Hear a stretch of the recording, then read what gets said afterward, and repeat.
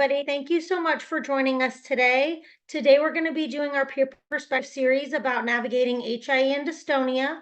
I have Clarissa and Nicole here. They are parents in our Hope for HIE community who are going to share a little bit about their experience. As always, we are not giving any medical advice. This is just parents sharing their experiences, just, to help others. And then please reach out to Hope for HIE. We have a lot of these peer perspective series on our YouTube channel. We have tons of great resources in our community. So please reach out to myself if you'd like to get connected with some of the great resources that we have here at Hope for HIE. So we're going to start talking about with HIE and dystonia about just getting a diagnosis, about, who gave you your child's diagnosis, kind of that process leading up to the diagnosis, and then we'll go from there. Thanks, Haley. So my name is Clarissa, and I have a 10-year-old son named Huxley, and well, he's almost 10. And he's quite complex. His injury was a global brain injury, and so he's got spastic quadriplegic cerebral palsy with dystonia as well. So getting the diagnosis, he was really posturing a lot, like that typical ATNR posturing that you see in infants, but it didn't go away for him. And he didn't tolerate any sort of seating at all. So it was a very big struggle. He wouldn't sit in a car seat, wouldn't sit in a stroller, no seating at all. It's like there's a big trigger sort of behind his head, and he would arch back or twist back into any seating. And Nicole and I were sort of discussing, like, at first we thought it was maybe GERD, gastroesophageal reflux disorder, disease, because that can be really common as well with these kiddos. But once we medicated for that and it was resolved, we still had this posturing. And so we started to think, like, what else can this be? And it was our neurologist in the end that diagnosed him with dystonia, just based off of his presentation, but also looking at his MRI and where his brain injury is located. He does have global damage, but he does have basal ganglia and thalamus damage. And she sort of predicted when he was really little that based off of where he had a lot of damage in his brain, that he very likely would have a cerebral palsy, but that we would deal with dystonia in the future as well. Thank you for sharing. Hi, everyone. My name is Nicole Carrillo. I have a son named Ollie that is 8. He also has very similar brain injuries, very similar locations, also global damage. He has spastic cerebral palsy, but he also has dyskinetic cerebral palsy, which can be commonly associated with dystonia. We also had a lot of issues with GERD and reflux when he was little, but after being placed on 2 different medicines and having a lot of the vomiting kind of subside, we still had a lot of the similar posturing. We were followed initially with a developmental pediatrician. So when you're discharged from the NICU clinic, a lot of children kind of get put in the Texas system into a developmental pediatrician. And so they were looking at a lot of his movements or reflexes that babies outgrow that he still had. So that was one that they commonly looked at. It was when he would get startled or exaggerated, we would have the head turning, constant arching. So seating was also a problem for us. Almost any baby seat or stroller or anything we have tried and tried to figure out what would work for him. Even carrying, a lot of the same trigger would be back extension for us. So it was also sometimes hard carrying him. We had to be very aware of where his head was, like walking through doors, because he would get excited and extend backwards. So we actually did not get any warning of when we would have the cerebral palsy diagnosis as an infant. We kept getting told we needed to wait, we need to watch, give him more time. We didn't get the cerebral palsy diagnosis until he was 18 months. And then shortly after we got and that was from the developmental PD. And then as he was almost about to turn 2, our physical medicine and rehab doctor actually gave him his specific cerebral palsy diagnosis. And along with that, he was also diagnosed with dystonia. Thank you for sharing.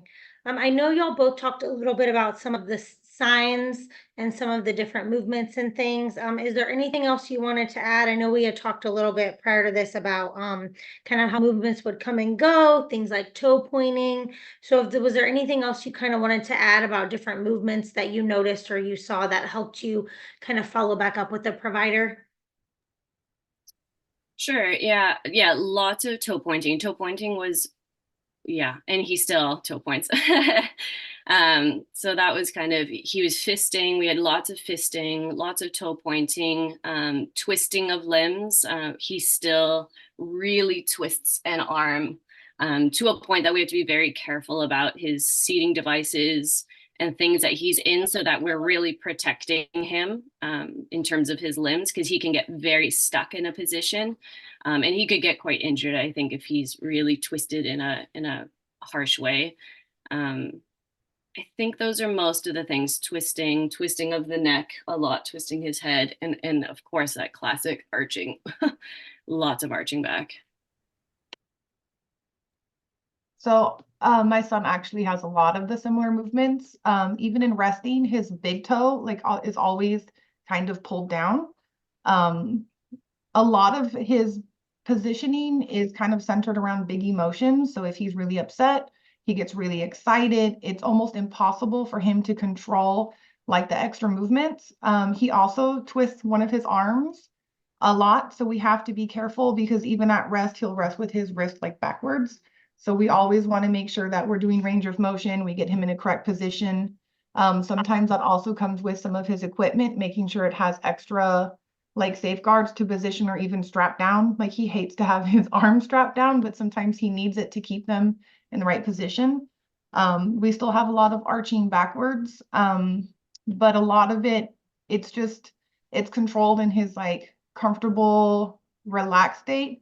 But when he's excited, sometimes it's just making sure he's in a safe space because he can't really control it and you can't overpower it at that point. Like I remember when he was really little, he used to love to go to Chuck E. Cheese and would hate, no matter how long we were there, leaving. And it was almost impossible. Like with him crying, he would be completely arched. All of his joints would be stiff, and there was no way that you were going to get him into his car seat.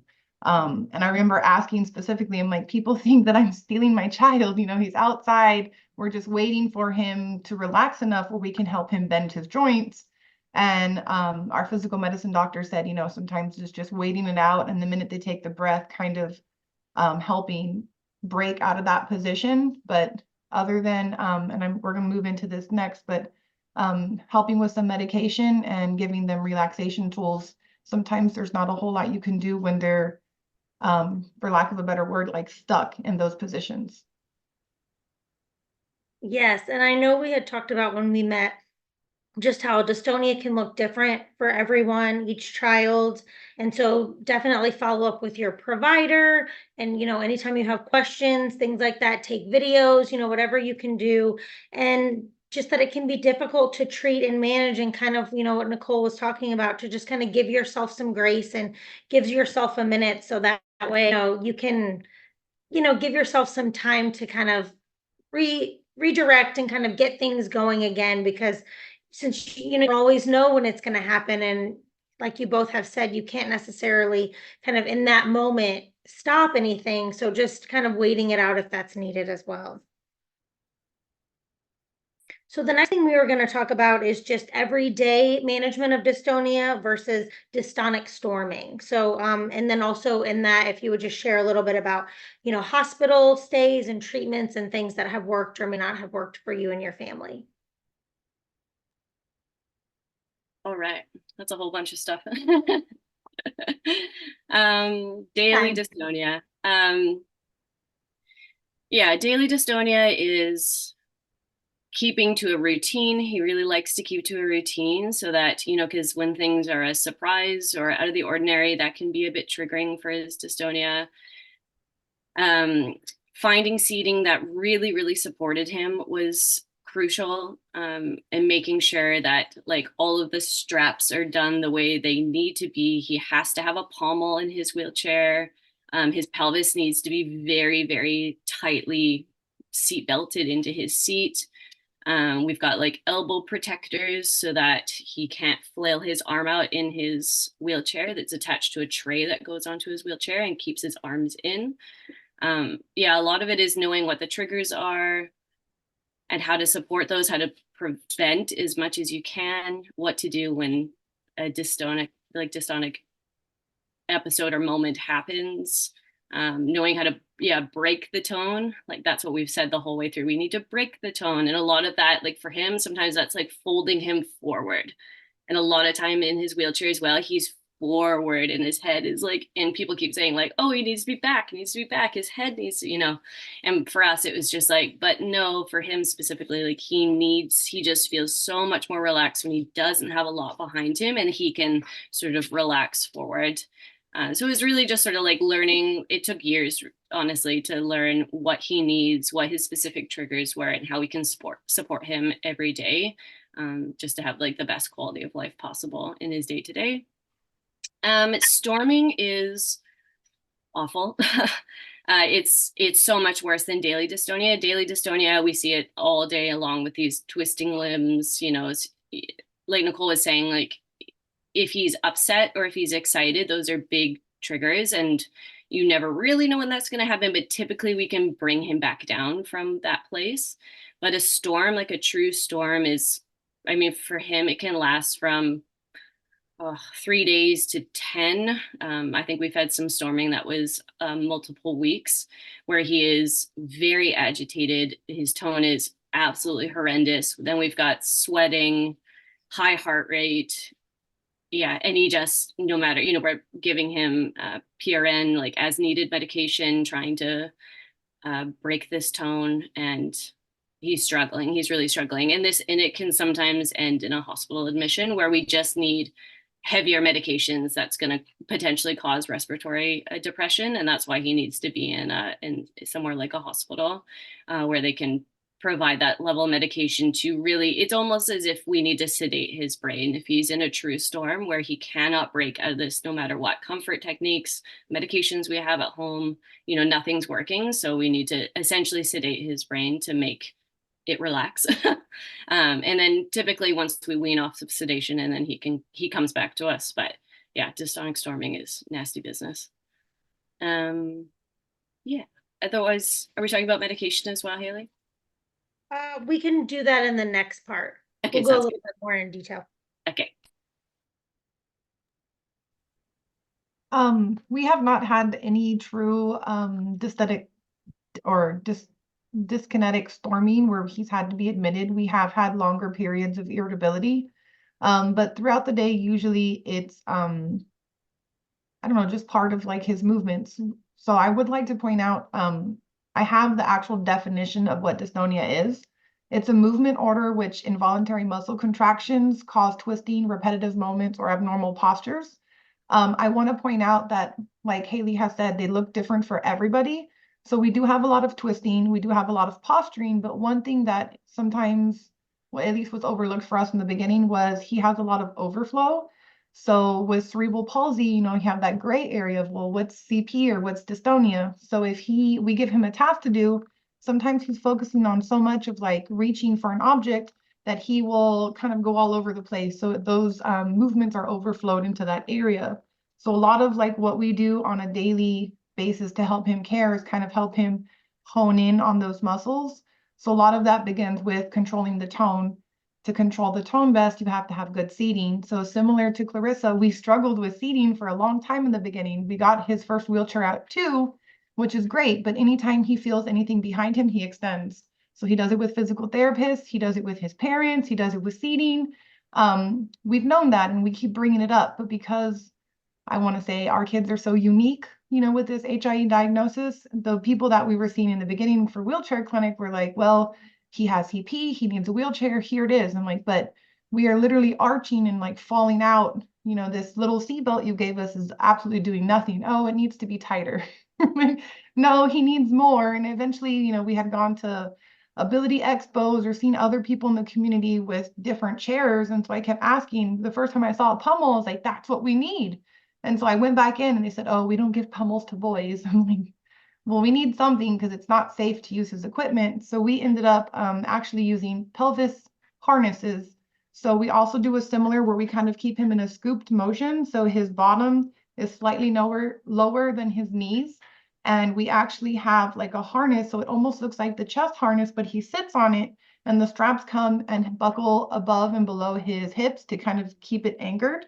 So even when he's really excited, there's not a lot of movement he can do to pick up his bottom. We do keep his back a little bit upright, but we have also had to kind of watch the headrest we use, because if there was too much input on the back of his head, then he would also posture backwards. We tried removing it completely, but then when he did have like this true dystonia fit, that he would end up hurting himself. So a lot of it is also finding the right people that kind of help you think outside of the box when it comes to getting the best positioning for equipment.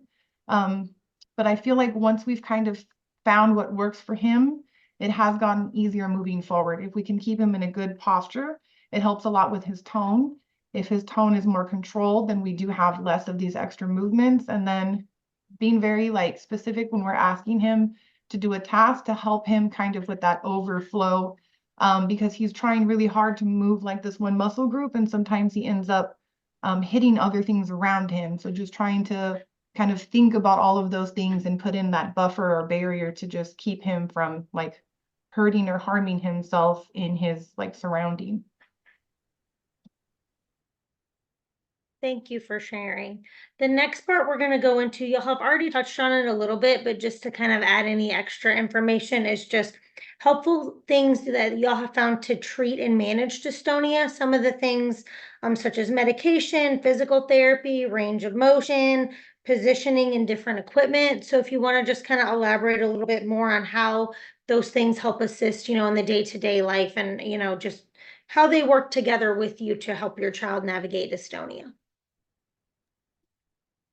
Yeah, so I think I touched a little bit about his wheelchair. Like for us, his pelvis needs to be quite fixed in place so he can't thrust his pelvis forward. And if he does, he has a pommel so that he can't arch right out of his chair, which just listening to Nicole talk about those early chairs, it was just flooding back memories of like he was like a little plank in the chair, like he couldn't he couldn't sit very well. So yeah, seatbelt to fix him in place, pommel in case he does arch forward, so it just kind of stops him from arching forward. We also have a dynamic back on our wheelchair, so if he arches back, the chair does have some like flux back with it, and that seems to be helpful for him, so he's not arching back right into just like a fixed back, but it does have some flow and movement. The headrest, yeah, the headrest piece was wow. We also tried to remove it at one point because it was such a trigger for him. But yeah, it wasn't safe for him. Also, we had like that traditional like behind kind of like it goes like that sort of. But what he could do was get under it and then sort of stuck behind it. So that was a little scary too, that he could sort of get his head stuck around the headrest that they had given us. And it wasn't until I was connecting with other parents in the Hope group where I saw that there was a headrest called the Whitmire Heads Up headrest. And this is a headrest that really only touches like a sort of lower part of the like occipital lobe, and then it comes down around the shoulders. This way he cannot get his head to scoop around the headrest at all, and gives him support on the shoulders, but way more freedom for his head to move around. So that was a huge game changer for us, was just finding the right equipment. And again, I think as Nicole was saying, like this diagnosis is quite complex. And I felt at times that for our therapist, he was almost over their heads in a sense, like not to be disrespectful at all, but it's just, he does have very complex needs, and it's true. They kind of see cerebral palsy. I'm going to fit them in this box. I'm going to support them the way that like I've been taught as a physio to support all the pieces, but there needs to be way more sort of room to change and adapt per child, because as we know, like, yeah, we have similarities, but there's still so many unique attributes for each child. So I think that's really important when the team can kind of adapt. Then sometimes that means, reaching to a second opinion if you need to. Otherwise, trying to think of other things that we do day to day to support with dystonia. Seating is just, it's been seating and posturing is huge. It is like our number one concern. And I think helping him to access things, because sometimes, yeah, his brain will be like, he has like a switch button and his brain will be like, I want to hit that switch, but then we'll get like a twist and like he won't hit it the way he wants to. So that's where like we got those elbow blocks in. So it's really getting creative and figuring out ways that you can support the environment so that they can access their environment and use the, most of their potential as much as they can. And medication, yes, he's on lots of medication. I don't know if you want me to go into specifics or not. But can I go into specifics, Haley? You want to, whatever sure. you're comfortable with. I'm happy. Yeah. We trialed baclofen, and I'm sure lots of the parents are nodding. Like that is one of the classic sort of first medications that they suggest. So we did baclofen. It was good, but it wasn't enough.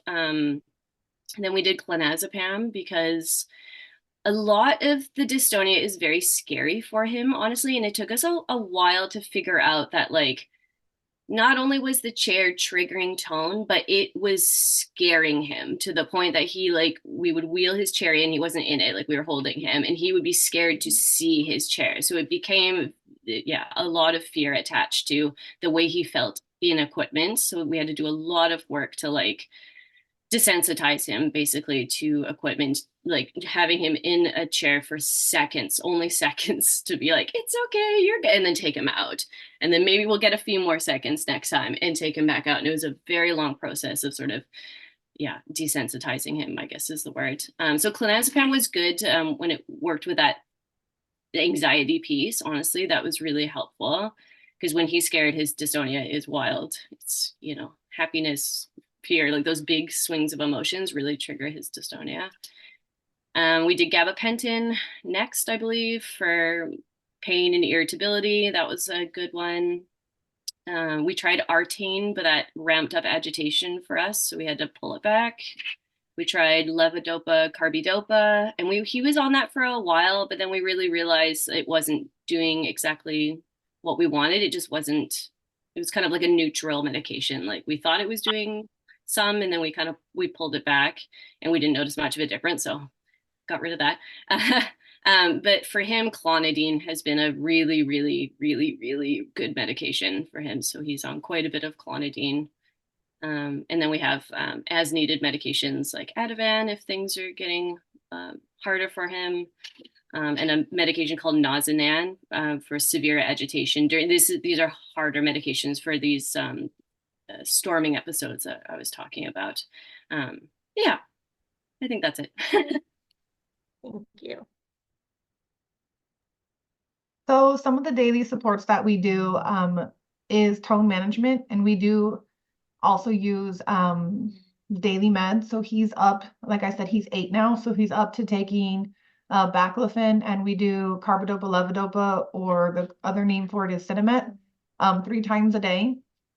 A lot of our daily problems is sometimes because when you have dystonia that's linked with cerebral palsy, it always presents as hypertonia, which are tight muscles.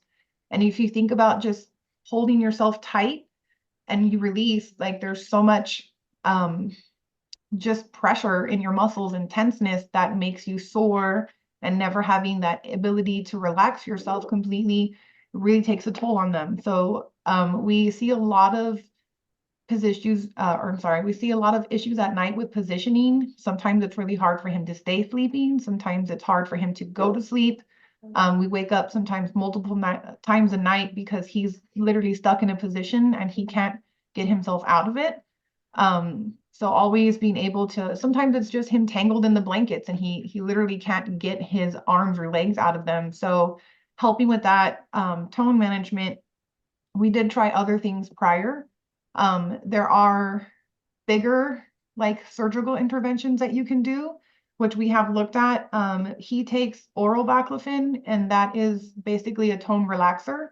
But because he has mixed CP, so his torso is already loose, when we take an oral medicine that's too high for him, then we have too much control loss in the trunk. So we actually last year had a baclofen pump placed for him so we could be more specific where the medicine was going into his body.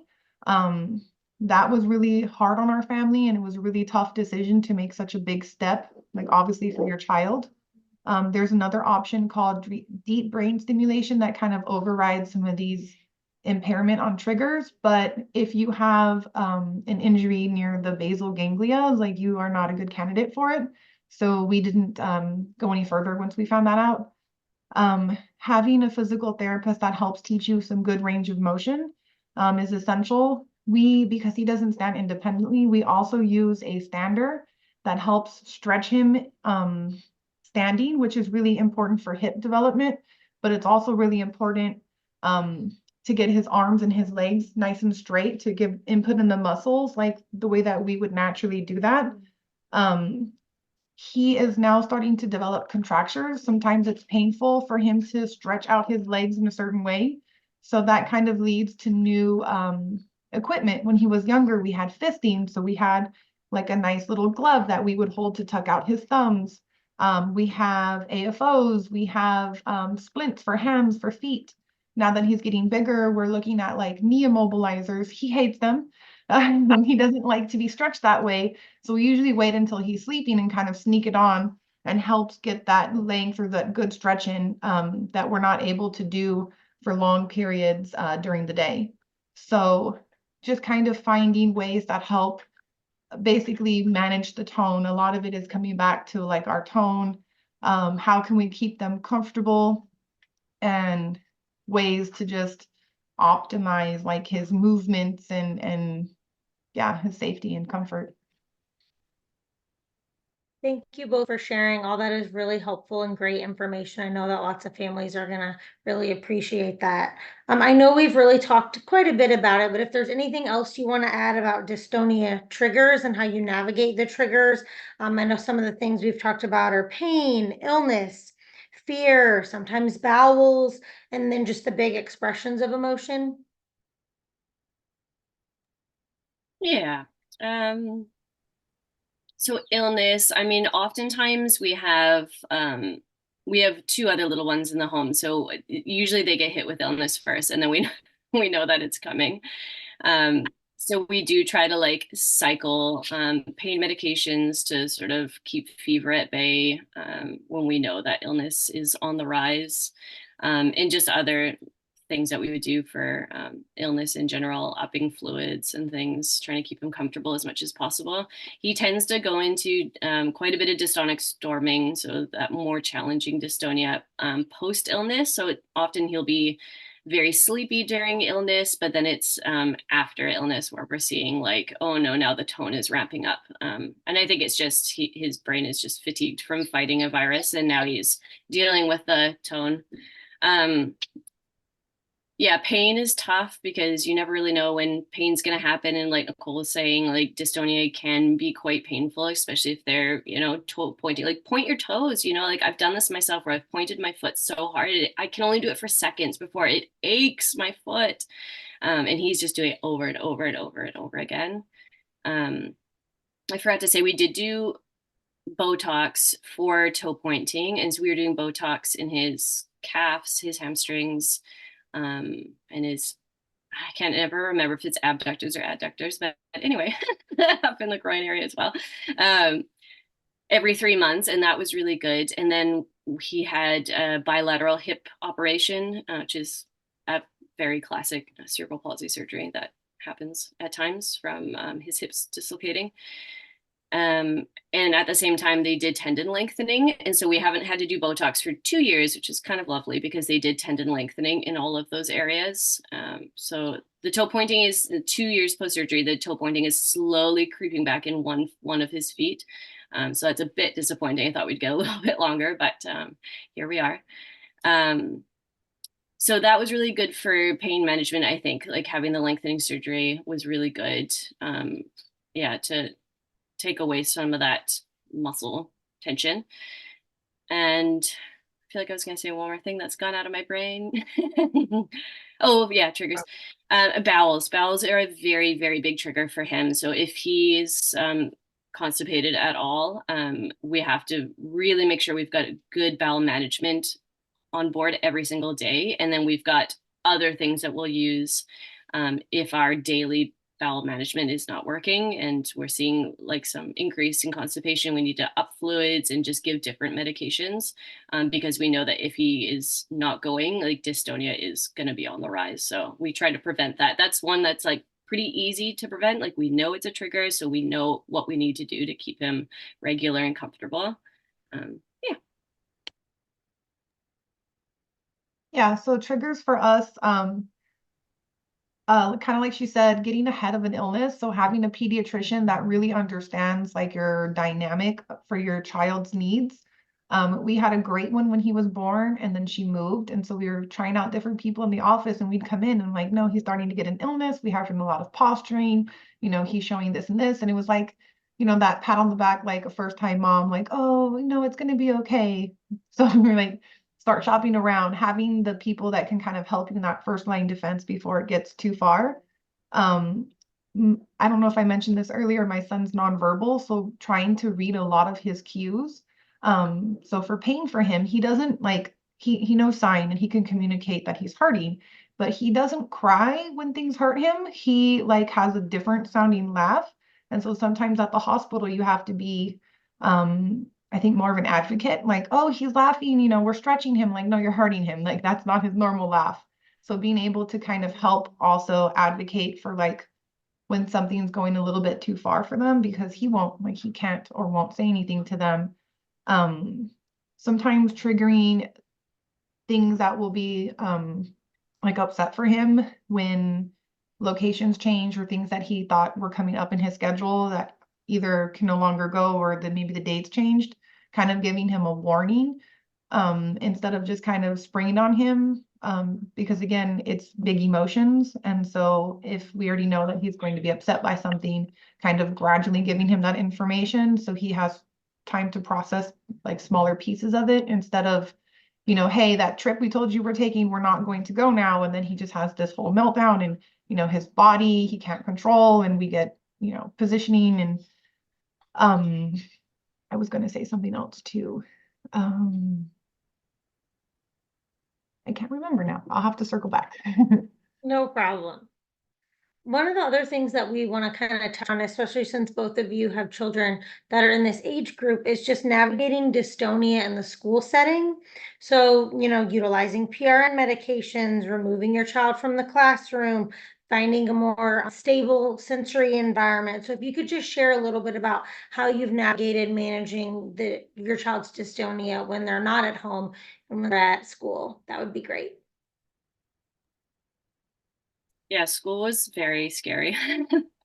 The idea of school, it was a huge milestone, and it was just, yeah, what are we gonna do when he's in these episodes? Like, yeah, he can also like vomit if his dystonia is like really rough, because it impacts not just the external but the internal as well. So sometimes his stomach just gets like, I imagine it just sort of twisting, and then and I'm like, oh gosh, how are we going to navigate this in a classroom and all these kids, and are they going to be scared? Oh gosh. Oh, you're flashing me back to that time, but he's in grade 4 now, so look at us go. So I mean, really, we worked with his team. He has an IEP, so an individualized education plan. That's really important, so that there's accommodations for his learning. We have a really wonderful team now. Honestly, the team makes or breaks it. I think his EA in kindergarten, she was experienced, but there's she was lovely, but we have the most wonderful EA now that just knows him, knows what to do when he has triggers. She really listens. She can read him well. He's also nonverbal. I don't think I said that either. So when you have a child who's nonverbal, I mean, you need to know what all these subtle cues are. And I was like, how is anybody going to know? Like, I know him so well, but how is anybody going to learn? And that's scary. But she figured it out, and she's awesome. And he does use an eye gaze system to communicate. And this year he has an I hurt page. And so he can say like, my legs are hurting, my tummy's hurting, check my G tube or whatever it is. So that's been really awesome. He also has nursing that goes to school with him, which I'm very blessed to have. So she's also very in tune with him and can give medication if he needs it. Our school did build and again, I feel like saying these things this isn't going to be for everyone. And I feel very just I just want to say I'm very blessed and fortunate for what we have. But his school did build him his own private classroom space. Primarily, this happened because of COVID.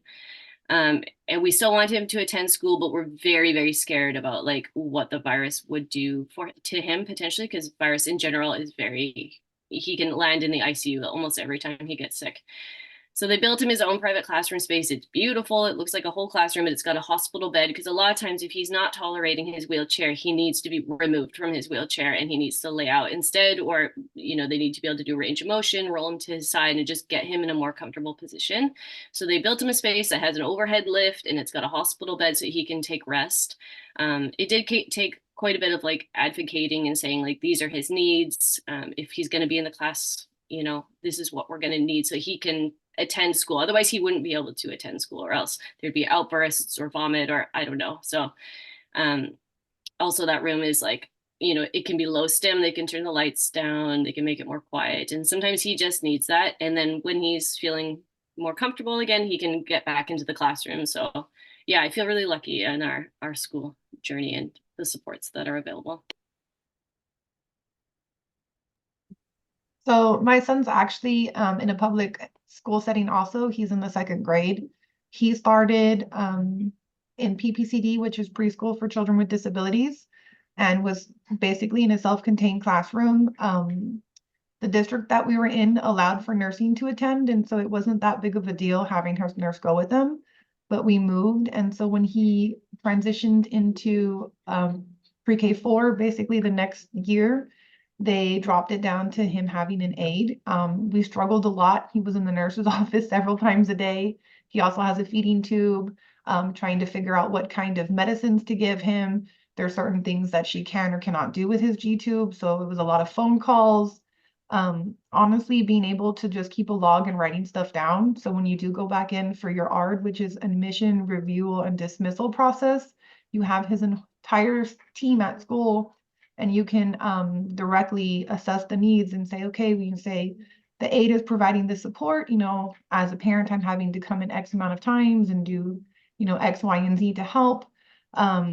Having sometimes doctors write a letter of medical need, that helped us. We actually have the private duty nurse, a different one, but private duty nurse that attends school with him now. A lot of it is having documentation to support what you're asking for. You know, I could ask for all kinds of things, but if there's not like a need or validation from the school district, it's kind of hard to get it. We do a lot of range of motion with him.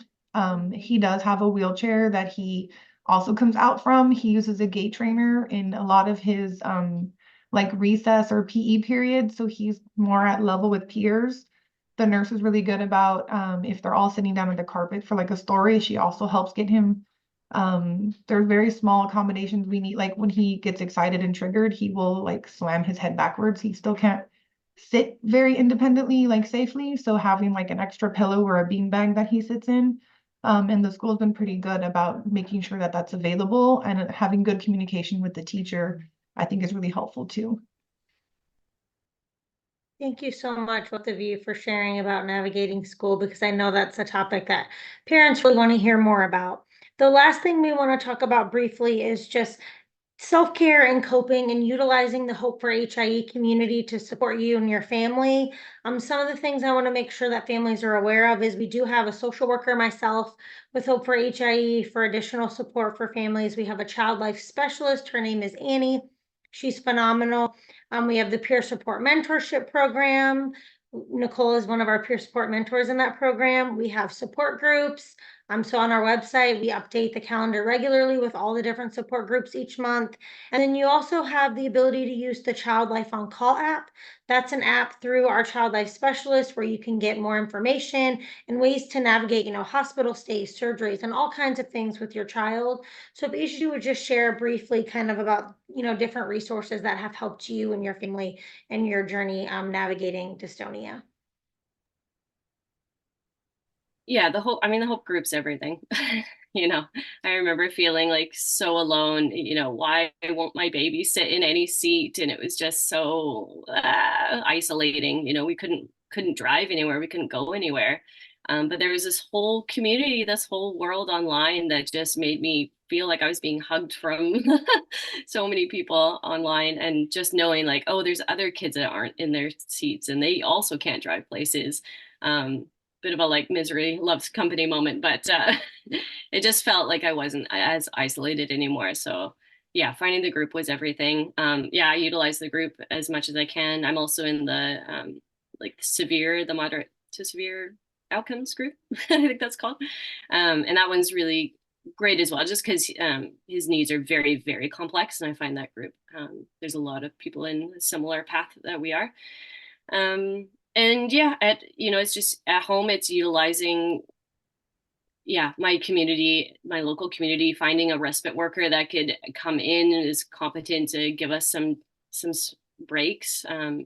Took a while to be comfortable with handing over his care to someone else.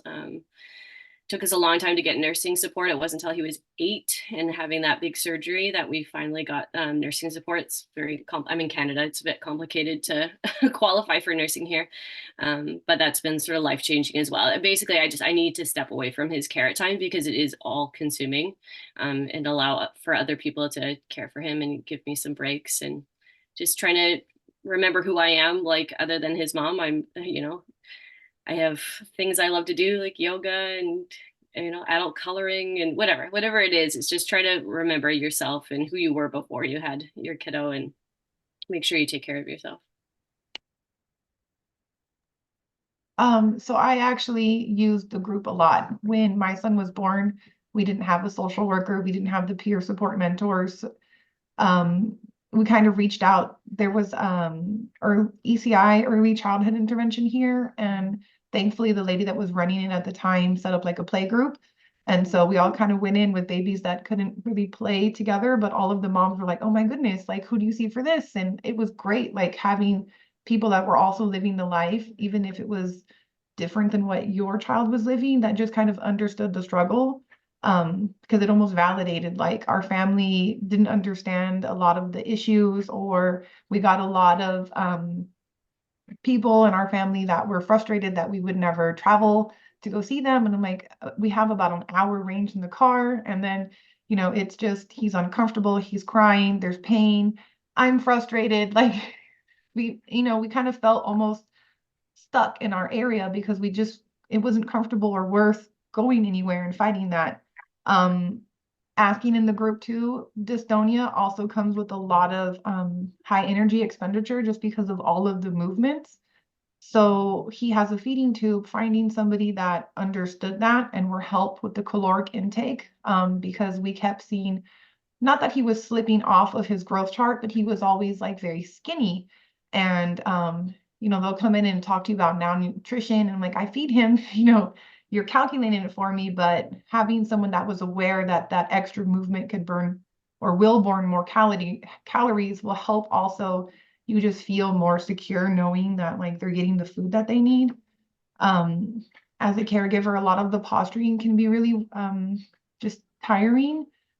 Sometimes fighting to change diapers because the tone will cause scissoring, and so you can't change a diaper if they won't open their knees. And it's that day-to-day stuff that you will find a way to kind of get your peace back. And it can be really small. Like it's really hard for me to kind of pass that care over. He has a nurse that goes to school with him, and then when he comes home, it's me. And during the day, during the night, it's me. My husband's here too, but I'm always the one that's researching things and finding solutions. And so I just really take his care and the level of his needs, I guess, very personally. So it's really hard for me to like step away from him, knowing that he might need something or what happens if he gets sick. So I started really, really small with baby steps. Like there's an app on your phone that you can do meditation, and I literally would set it for a minute, and I would just try to sit there and turn off the baby monitor and just sit there for a minute and not think about anything. And then, it's kind of stretched over taking like a long bath. We haven't had respite people come in since COVID. It's been kind of hard to find people. Also hard to find babysitters. So sometimes having family that will come in to visit us, and I'm like, okay, everyone's asleep.